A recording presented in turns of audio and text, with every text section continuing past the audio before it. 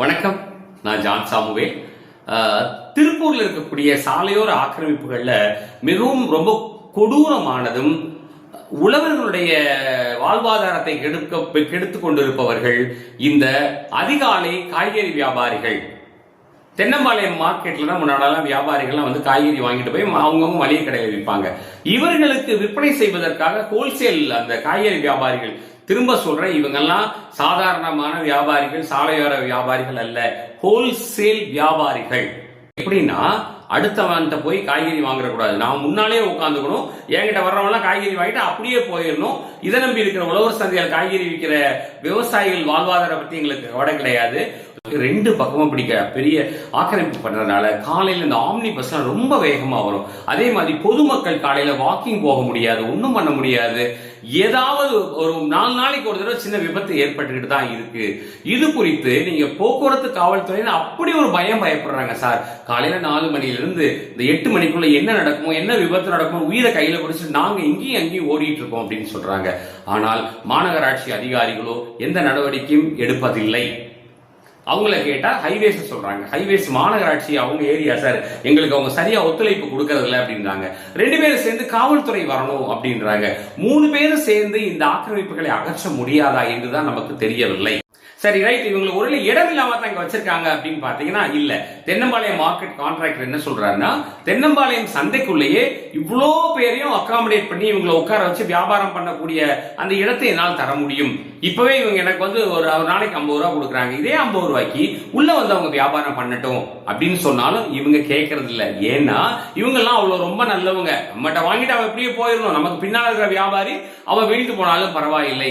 இவர்களை அங்கிருந்து அகற்றினால் மட்டுமே மக்கள் விபத்துல இருந்து தப்பிப்பாங்க.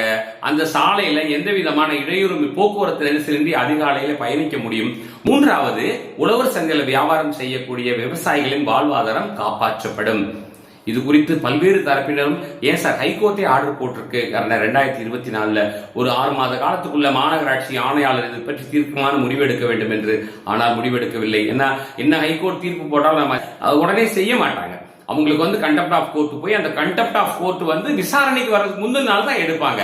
ஆனால் இந்த முறை ஏதோ மாவட்ட ஆட்சித்தலைவரோட விவசாயிகள் எல்லாம் குறைதீர் கூட்டத்திலே பேசிய போது வருகிற ஜூலை 7ஆம் தேதி மாநகராட்சி ஆணையர் எல்லோரையும் வைத்து அதை எடுத்துக் கொடுப்பார் என்று உறுதியளித்திருக்கிறார். அது நடக்க வேண்டும். இல்லை என்றால் விபத்துக்கள் நடக்கும்.